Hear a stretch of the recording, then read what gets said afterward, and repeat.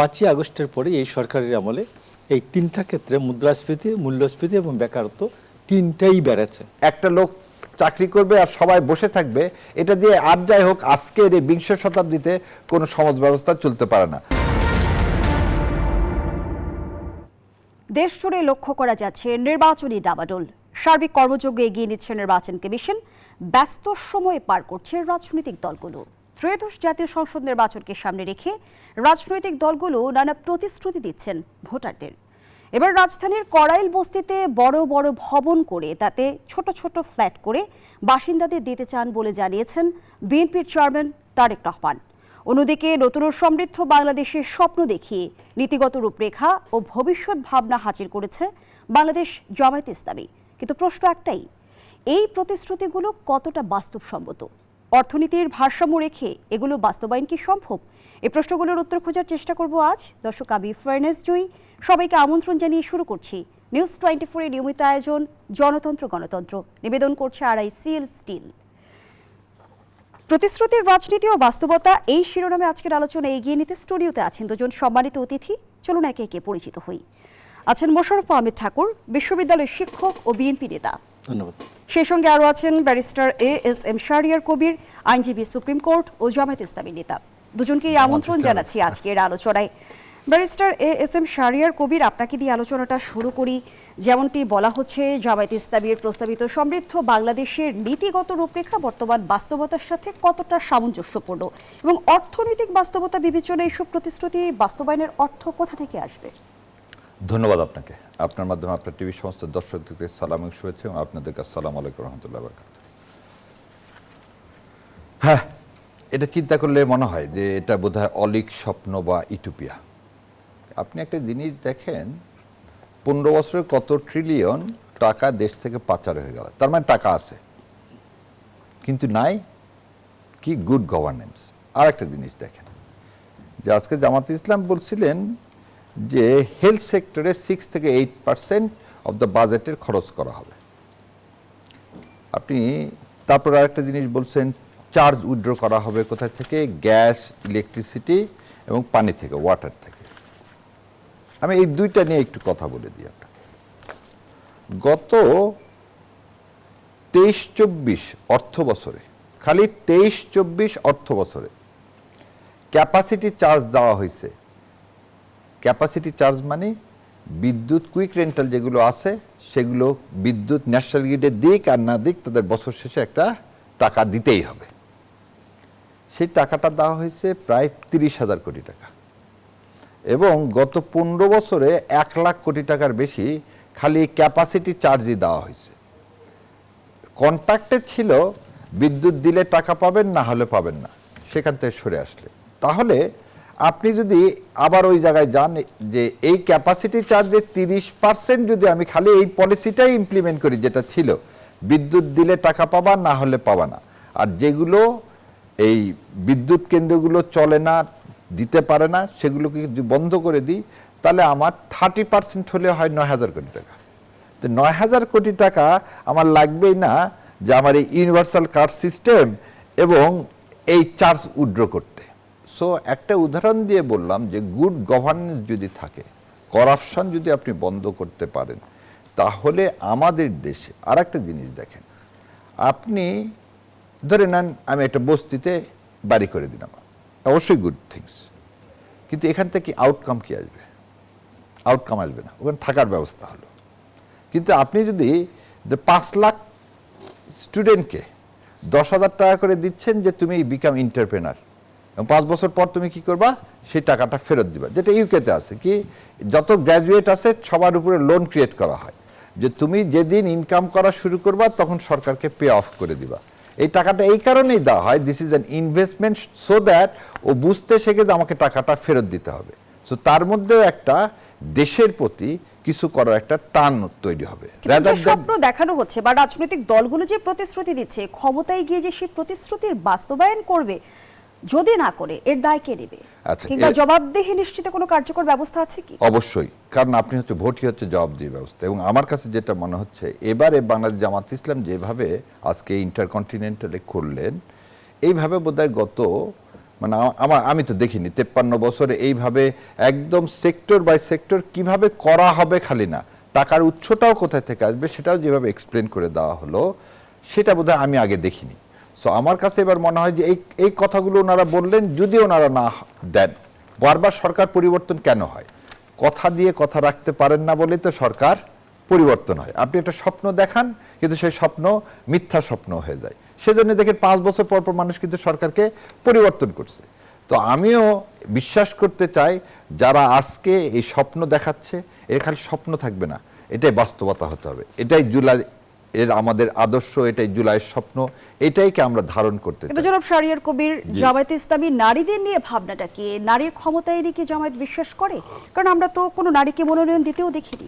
আচ্ছা, এই প্রশ্নটা দেখেন, নারী সেগমেন্টটা ছিল আজকে এখানে কিন্তু নারী সেগমেন্টটা ছিল, এবং নারীকে কিভাবে ক্ষমতায়ন করা হবে, নারী এই দেখেন একটা আলাদা কর্মসংস্থান ব্যাংক খালি না।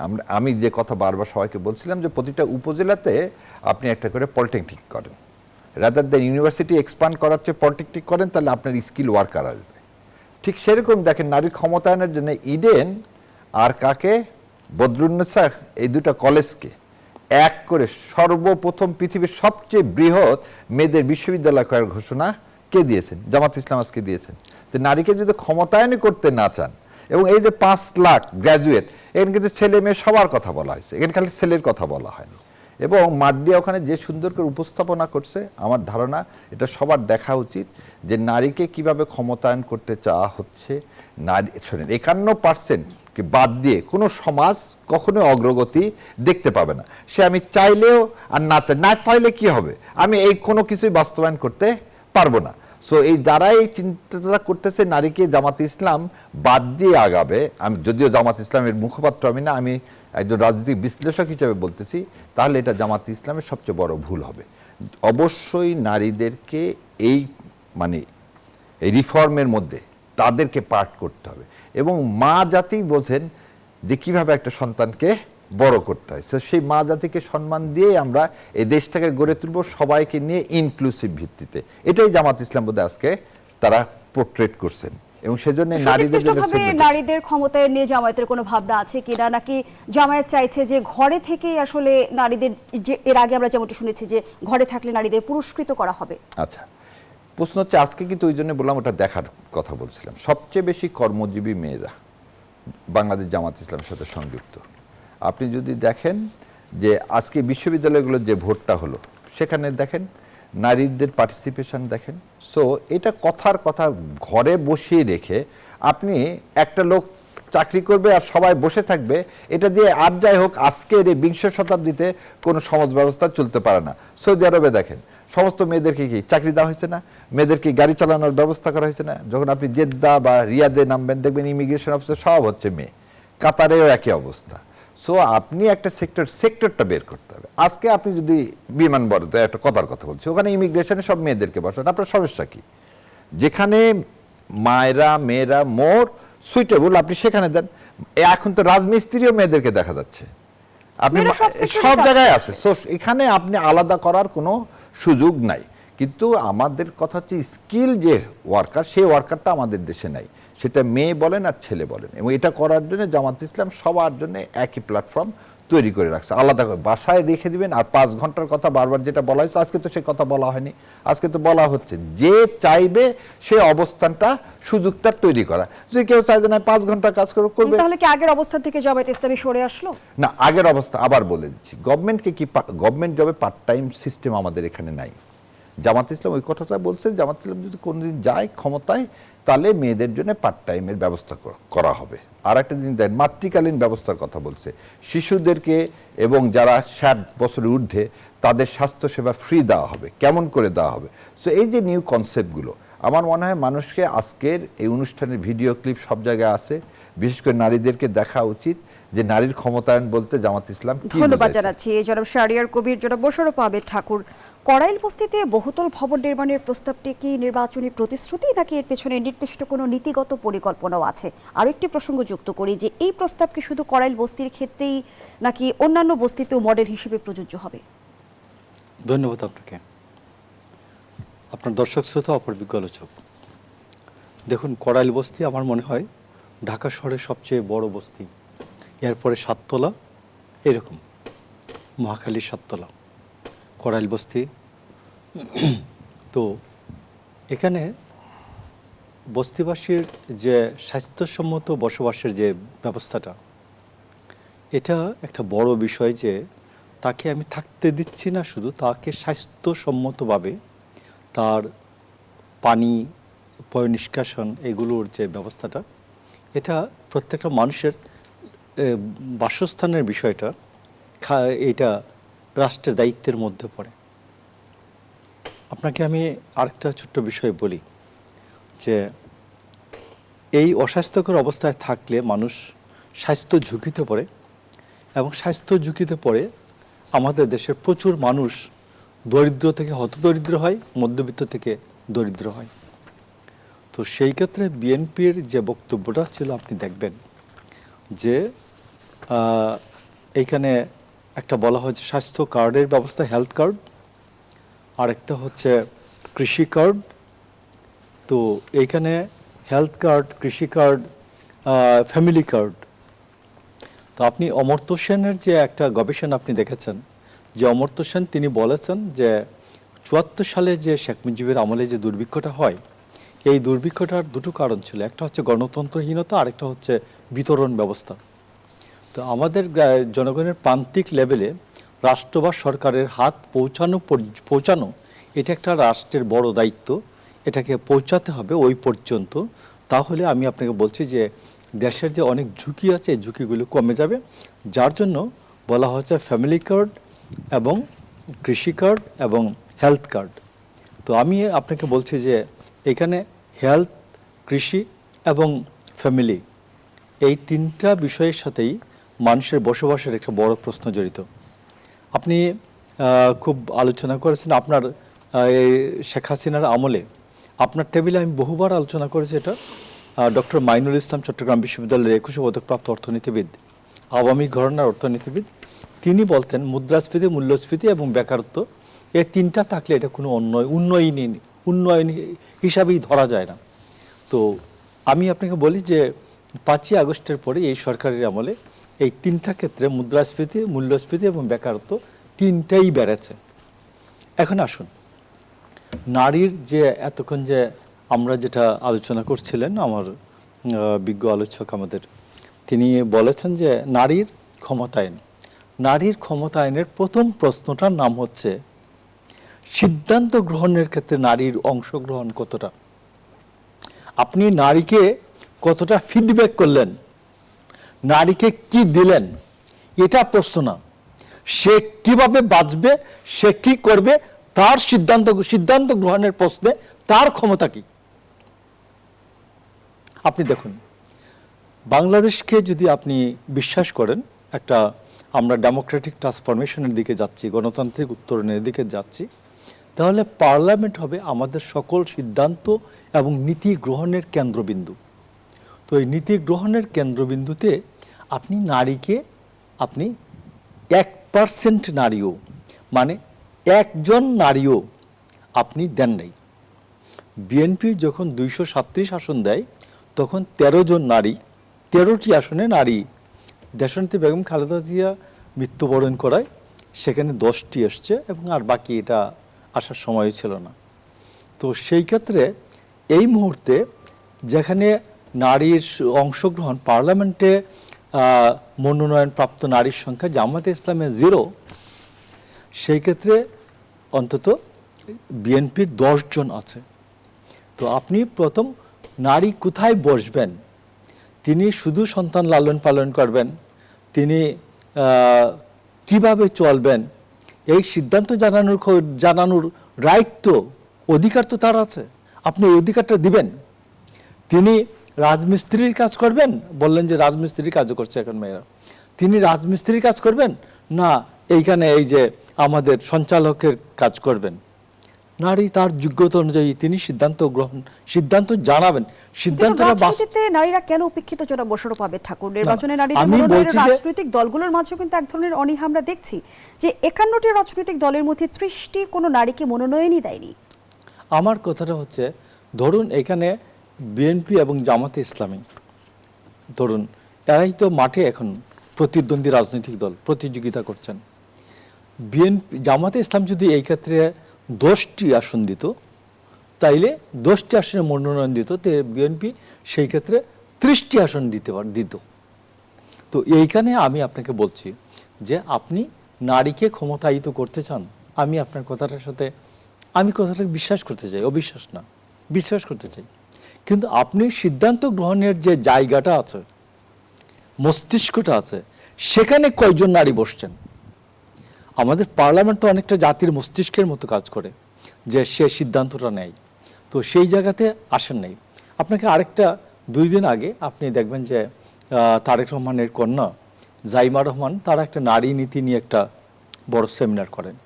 তো সেই সেমিনারে তারা একজন বলেছেন যে নারীরা আমাদের সংসারের, মানে আমাদের পরিবারে 85% কাজ করে এবং জিডিপিতে তার অবদান 18। তো আমার কথাটা হচ্ছে যে একটা নারী, একজন মহিলা, তিনি সন্তান লালন পালন থেকে আরম্ভ করে সমস্ত দায়িত্ব, অনেক ক্ষেত্রে বাজার ঘাট করা পর্যন্ত আমাদের শহর অঞ্চলে। তো সেই ক্ষেত্রে তাদের 18% জিডিপিতে অবদান, এটাতে আমার মনে হয় এটা আরো বেশি হওয়ার কথা। বিশেষজ্ঞ জনাব মোশাররফ আহমেদ ঠাকুর, বিএনপি মহাসচিব মির্জা ফখরুল ইসলাম আলমগীর বলেছেন, আগামী নির্বাচন দেশের ভবিষ্যতের জন্য একটি কঠিন পরীক্ষা। কেন এই আশঙ্কা, সেই প্রসঙ্গে আসবো আলোচনায়। বিরতির সময় হয়েছে, বিরতি নিয়ে ফিরছি। দর্শক, জনতন্ত্র গণতন্ত্রের রিপোর্টে একটা বিরতি দিচ্ছি। আবারও আমন্ত্রণ, আপনারা দেখছেন নিউজ 24 এর নিয়মিত আয়োজন জনতন্ত্র গণতন্ত্র। নিবেদন করছে RICL স্টিল। আমরা আবারও ফিরছি আলোচনায়। মোশাররফ আহমেদ ঠাকুর, বিএনপি মহাসচিব মির্জা ফখরুল ইসলাম আলমগীর বলেছেন, আগামী নির্বাচন দেশের ভবিষ্যতের জন্য একটি কঠিন পরীক্ষা। এই নির্বাচনের মধ্য দিয়ে নির্ধারিত হবে বাংলাদেশ উদার গণতন্ত্রের পথে থাকবে নাকি উগ্রপন্থী ও রাষ্ট্রবিরোধী শক্তির দখলে চলে যাবে। এই যে উগ্রপন্থী রাষ্ট্রবিরোধীদের কথা বলা হচ্ছে, কাদের ইঙ্গিত করা হচ্ছে, নাকি এটি শুধুই রাজনৈতিক বক্তব্য? না, পলিটিক্সে 3 ধরনের কথা থাকে। একটা হচ্ছে পলিটিক্যাল রেটরিক, ওই সময়ে নেতাকর্মীকে উজ্জীবিত করা, চাঙ্গা করা, এটা একটা। আরেকটা হচ্ছে চাপ প্রয়োগ করা, সরকার এবং সমাজে একটা চাপ সৃষ্টি করা। আরেকটা হচ্ছে যে আমি জানিয়ে রেখেছিলাম, সমাজে আপনার যে ওয়ার্নিং, সতর্কতা বাণী, এটাকে জানিয়ে রাখা। আমি এখানে 3টাই আছে দেখলাম। ফখরুল ইসলাম আলমগীর, প্রবীণ রাজনীতিবিদ, পুরখাওয়া রাজনীতিবিদ, তার এই বক্তব্যে 3টাই আছে। আমি তার এই বক্তব্যের সাথে একটা জিনিস বলতে চাই। আমাদের রাষ্ট্রে জনগণের মালিকানা সত্তা আছে। আপনাকে আমরা এই বিষয়টা আগে ফ্যাসিস্ট আমলে আমরা বারবার বলতাম যে 7-এর 1 অনুচ্ছেদ অনুযায়ী এই রাষ্ট্রের মালিক হচ্ছে জনগণ। তো এই রাষ্ট্রের মালিক, জনগণের যে মালিকানা সত্তা, এটা আমরা শুধু মুখে বলতাম আগে, কিন্তু আমরা কার্যক্ষেত্রে রাজনীতিবিদরা এই জায়গাটাতে জনগণকে সচেতন করতে, সে যে রাষ্ট্রের একজন মালিক, তার সিদ্ধান্তটা যদি ভুল হয় তাইলে রাষ্ট্র এবং জনগণ, রাষ্ট্র এবং সমাজ পুরোটাতেই একটা এফেক্ট হয়। 0.00001% হইলেও, 1 লক্ষ ভাগের 1 ভাগ হইলেও একটা এফেক্ট হয়। এইটা আমরা বুঝাতে আমরা সক্ষম হইনি। আমি মনে করি যে ফখরুল ইসলাম আলমগীরের যে এই বক্তব্যটার মাধ্যমে জনগণকে আমরা বোঝানো উচিত যে আপনারা প্রত্যেকে এই রাষ্ট্রটার একটা মালিক, ছোটোখাটো একজন মালিক। আপনার এই মালিকানা সত্তা যদি আপনার মধ্যে জাগ্রত না হয়, তাহলে দুর্নীতিবাজ আমলা, পুঁজি এবং পুঁজির মালিকরা, যারা আমাদের বাংলাদেশকে লুটপাট করে পথে বসিয়েছে ফ্যাসিস্ট আমলে 15 বছরে, প্রায় বলা হয় যে 30 লক্ষ কোটি টাকা, মানে 7 বছরের, আমাদের 3 বছরের বেশি বাজেট আমাদের দেশ থেকে চলে গেছে। এই জায়গাটা যদি জনগণের সচেতনতা থাকে তাহলে এটা সম্ভব না। এবং আমি আপনাকে বলি যে আজকে আরেকটা কথা বলবো, যে যারা এই রাষ্ট্রের মালিকা দায়িত্বে আসেন না কেন, সরকারের দায়িত্বে আসেন, এই যে বড় বড় মেগা প্রজেক্ট, মেগা দুর্নীতি, এটাকে আমার মনে হয় বন্ধ করতে হবে। এবং গতকাল আমার নজরে আসছে যে বাণিজ্য উপদেষ্টা বলছেন, এক পদ্মা সেতুর কারণে চালের দাম প্রথমেই বেড়েছে 5 টাকা, আর ঋণ শোধ করতে করতে আরও 15 টাকা চালের দাম বেড়েছে। তো এই যে আমি কৃষি সেক্টরে আমি উন্নতি করতে পারলাম না, এই যে কৃষি সেক্টরে যে তারেক রহমানের যে বক্তব্যটা, কৃষকের উন্নতি হলে শহর গড়ে উঠবে, নগর গড়ে উঠবে। আমি আপনাকে বলি, আমরা যারা ঢাকা এই যে নগরে বসবাস করেন যারা, এদের সন্তানরা তাকায় অস্ট্রেলিয়া, আমেরিকা, কানাডা, লন্ডন, কিন্তু গ্রামের যে কৃষকের সন্তান সে তাকিয়ে থাকে ঢাকা, সিলেট, হবিগঞ্জ। ধন্যবাদ জানাচ্ছি। এদের জনাব টাকায় মোশাররফ নগর আহমেদ গড়ে ঠাকুর। উঠে, শহর গড়ে উঠে। আমি মনে করি কৃষিকে সর্বোচ্চ গুরুত্ব দেওয়া উচিত, স্বাস্থ্যকে সর্বোচ্চ গুরুত্ব দেওয়া উচিত। কৃষি কার্ড, স্বাস্থ্য কার্ড এবং ফ্যামিলি কার্ড, ধন্যবাদ জানাচ্ছি। এই তিনটা আজকে বাস্তব জায়গায় আসছে এটাকে জি, এটাকে শাহরিয়ার বাস্তবায়িত করার ক্ষেত্রে। আমরা রাজনীতিতে প্রায়ই শুনি যে উগ্রপন্থীদের উত্থান ঘটেছে, এই যে উদারপন্থা বনাম উগ্রপন্থা, এই দ্বন্দ্ব কি বাস্তব রাজনৈতিক বিভাজন নাকি ভোটের মাঠে ব্যবহৃত একটি কৌশলগত অবস্থান? ধন্যবাদ আপনাকে। দেখেন, আমি আগে আপনার প্রশ্নের উত্তর দেওয়ার আগে দুইটা জিনিস বলি। নারীর ক্ষমতায়নের বিষয়ে আজকে বাংলাদেশ জামাতে ইসলামের পুরা অনুষ্ঠানটা উপস্থাপনা করছে কিন্তু এই প্রথম একজন নারী, একজন মা, একজন মেয়ে।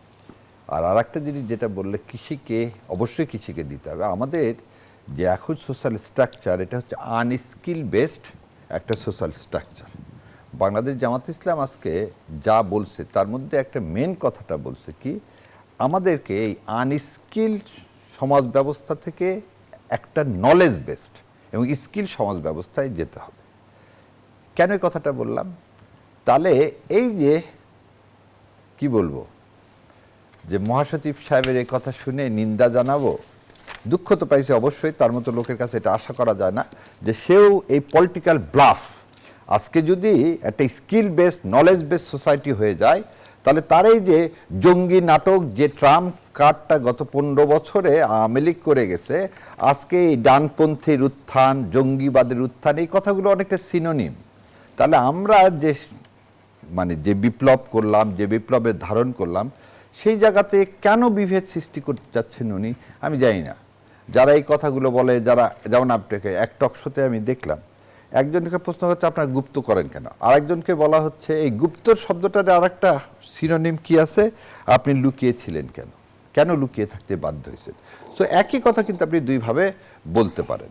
তো আজকে মহাসচিব সাহেব কেন বিভাজন চায় রাজনীতিতে, এবং এটা তো দিবালোকের মতো সত্য। এখন কন্টেস্ট হচ্ছে বিটুইন জামাত ইসলাম এবং বিএনপি। সো তিনি মানুষকে বলতে চাচ্ছেন জামাত ইসলামকে ভোট দিও না, জামাত ইসলামকে ভোট দিলে এক্সট্রিমিজম বা উগ্রবাদের কি হবে, সৃষ্টি হবে। এই যে একটা ন্যাক্কারজনক বয়ান তিনি সৃষ্টি করতে চাইলেন, একবারও কি তার মনে হলো না যে জাতীয়তাবাদী শক্তি যে উৎস, শহীদ রাষ্ট্রপতি জিয়াউর রহমান, তিনি রিকনসিলিয়েশনের মাধ্যমে সোনার বাংলা এবং প্রথম বাংলাদেশ তৈরি করতে চাইছেন, যেখানে তিনি কোনোদিন ইসলামকে সবসময় প্রায়োরিটাইজ করছেন। আর আজকে যে নাটকটা গত 15 বছরে করা হয়েছে, যে কি নাটক, দাড়ি টুপি থাকলে স্বাধীনতা বিরোধী, তারপরে কি যে ইসলামের পক্ষে কথা বলবে, যার বাড়িতে কোরআন শরীফ পাওয়া যাবে সে হচ্ছে কি উগ্রবাদী। এই যে রাজনীতি, এই যে একটা মাদ্রাসায় কি করা হলো, গুম করে ফেলে দেওয়া হলো ছেলেকে, নাটক করে দেওয়া হলো, অনেকগুলো ককটেল পাওয়া গেছে, একটা ককটেলও নাই। এই যে নাটক, এগুলো তো মহাসচিব সাহেব জানেন, উনি তো এর ভুক্তভোগী। আমি জানি না উনি কেন এই কথাগুলো বলে ভোট কি এতে আদৌ পাবে। মানুষের কাছে তো এগুলো মনে হবে যে সেই আওয়ামী লীগের বয়ান তরফ থেকেই তো আমরা বিভিন্ন অভিযোগ শুনছি, সেগুলো কি আসলে নির্বাচন কেন্দ্রিক নাকি তারই বাস্তবতা কতটুকু? একটা জিনিস আপনি বলেন, একটা মিনিটে বলতেছি। বিরতির সময় হয়েছে, আমি বিরতি নিয়ে আপনার কাছে ফিরছি। দর্শক, জনতন্ত্র গণতন্ত্রের রিপোর্ট যে আবারও বিরতি নিচ্ছি, সাথেই থাকুন। ফিরে এলাম, দেখছেন জনতন্ত্র গণতন্ত্র। আমরা আবারও ফিরছি আলোচনায়। ব্যারিস্টার শাহরিয়ার কবির, আমরা দেখছি যে নির্বাচন কমিশনের বিরুদ্ধে পক্ষপাতের অভিযোগ তুলেছে জামায়াত ইসলামী। দলটি বলছে সরকার একটি দলের প্রধানকে নিয়ে বাড়াবাড়ি করছে, সে সঙ্গে 2008-এর মতো ইমব্যালেন্সড ইলেকশন হলে জামায়াত মেনে নেবে না। জামায়াতের এই সকল অভিযোগের পিছনে আসলে মূল ভিত্তিটা কি? দেখেন, ইলেকশন ইঞ্জিনিয়ারিং এর কথা বলতেছে, আর তার আগে আপনার আগের কথার সাথে একটু অ্যাড করি। আমার মনে হয় সম্মানিত মহাসচিব সাহেব এই জঙ্গি নাটক, কল্যাণপুরে 8-9 জনকে হত্যা, গুম কমিশনের রিপোর্ট এবং জাতিসংঘের রিপোর্ট বা মুগ্ধদের রক্ত, এগুলো বোধহয় তার সামনে থেকে চলে গেছে, না হলে তিনি এই ধরনের কথা বলতে পারতেন না, যেটা অনাকাঙ্ক্ষিত, এবং তার এই ধরনের বক্তব্য পরিহার করা উচিত। এবার আপনার কাছে আসি, এই বক্তব্য কেন পরিহার করা উচিত বললাম, যে সরকার একটা দলের দিকে ঝুঁকে গেছে। ইলেকশন ইঞ্জিনিয়ারিং কেন করা হচ্ছে? আপনি কাউকে একজন এমন মর্যাদা মানে এমন একটা ভাইব তৈরি করতে চাচ্ছেন যে সেই ক্ষমতায় সেই আগামীর প্রধানমন্ত্রী। এটা তো রাষ্ট্র দিতে পারে না। রাষ্ট্র করতে হবে কি, লেভেল প্লেয়িং ফিল্ড মানেটা কি? আপনি একটা জিনিস দেখেন, 2008 সালে একদিকে বিএনপিকে টর্চার করা হচ্ছে, আর একদিকে শেখ হাসিনাকে হবু প্রধানমন্ত্রী বানানোর জন্য তাকে, সে তো পালায় চলে গেছিল ইংল্যান্ডে, ইংল্যান্ড থেকে তাকে সাদরে নিয়ে আসা হলো, যেখানে বেগম খালেদা জিয়া এদেশের মাটিতে থেকে গেলেন এবং কি টর্চারটাই করা হলো। সো তাকে তখন দেখবেন যে ভাইবটা জোর করে বিএনপিকে কি রিলেশনে নিয়ে আসা হলো, সে একই জিনিসের যাতে পুনরাবৃত্তি না হয়। এবং জামাত ইসলাম একটা কথা বারবার হয়তো বলতেছেন বা বলতে চেষ্টা করতেছেন, ইঞ্জিনিয়ারিং করলে তার ফল কখনো ভালো হবে না। ধন্যবাদ জানাচ্ছি ব্যারিস্টার শাহরিয়ার কবির, মোশাররফ আবে ঠাকুর। একই বিষয়ে আপনার 2-4 লাইন মন্তব্য নিয়ে শেষ করব। ধন্যবাদ আপনাকে। প্রথম কথা হচ্ছে বিভাজন। বিভাজন নেওয়ার উল্টা শব্দটি হচ্ছে জাতীয় ঐক্য। জাতীয় ঐক্য কোনো সাম্প্রদায়িক নামের দল দ্বারা জাতীয় ঐক্য সাধন হতে পারে না। প্রথম কথা হচ্ছে, আপনি 92 না 95% মুসলমানের দেশ হলেও আপনি বলবেন যে পাহাড়ের সমতলের হিন্দু বৌদ্ধ খ্রিস্টান সবাইকে আমি ধারণ করি, এটার জাতীয় ঐক্যের প্রথম শর্ত। জামাতে ইসলাম নামের মধ্যেই এটা সবাইকে ধারণ করে না, নাম্বার 1। নাম্বার 2 হচ্ছে বিভাজনের শব্দটি আমি আপনাকে আরেকটা জিনিস দেখাই। আমাদের থেকে এইখান থেকে অল্প একটু দূরে আছে এই যে ইবনে সিনা। আপনি ইবনে সিনায় যাবেন, 1 তলা থেকে 5 তলা পর্যন্ত যাবেন, একজন কর্মচারী জামাতে ইসলাম বা শিবির করে নাই, একজন কর্মচারী পাবেন না। অথচ আব্দুল আওয়াল মিন্টু বা যারা আছে এদের সবার ইন্ডাস্ট্রিতে গিয়ে দেখবেন সব বর্ণ শ্রেণী দলের লোকজন কাজ করে। কিন্তু ইবনে সিনায় মুসলমান হলে চলবে না। দলীয়করণের এই অভিযোগের বিষয়ে কি বলবেন শাহরিয়ার কবির? 2-4 লাইন বলবেন। মুসলমান হলে চলবে না, জামাত শিবির ছাড়া না, না, ইবনে সিনায় কোনো ঘরের ভিতরে ঘর এই কথা ঠিক না। আপনি চলেন, আপনাকে দেখাতে ওখানে হিন্দুরা কাজ করে। আপনি ইবনে সিনার কথা বললেন, চলেন। আমার ফুপু, আল্লাহ ওনাকে জান্নাতবাসী, উনি মারা গেছেন করোনার সময়। তখন যে দেখছি সিস্টাররা অন্য ধর্মাবলম্বী, আমি হিন্দু চাইনি, আমি বলতে চাইছি অন্য ধর্মাবলম্বী। সো এই যে কথাটা আপনি বললেন, আমি তো নিজের চোখে দেখছি, এবং ওখানে আপনি দেখবেন কনসালটেন্ট আছে অন্য ধর্মাবলম্বী। সো এই ধরনের কথাগুলো বলা ঠিক না। আমার কথা হচ্ছে যে এগুলো বাস্তবতা না। প্রথম কথা হচ্ছে মহাসচিব কোনো অবস্থাতেই জাতীয় ঐক্যের পরিপন্থী কোনো কথা বলতে পারেন না। আমি আপনাকে বলি, বেগম খালেদা জিয়া যেমন 86 সালে হাসিনার বিরুদ্ধে জাতীয় ঐক্যের প্রতীকে পরিণত হয়েছিলেন 90-এর আগেই, এবং আজকে আমি আপনাকে বলছি তারেক রহমান তার আচার আচরণ কথাবার্তা সবকিছুর মাধ্যমে তিনি জাতীয় ঐক্যের প্রতীকে পরিণত হয়েছেন। আজকের আয়োজন ধন্যবাদ এতক্ষণ আমাদের সাথে থাকার জন্য।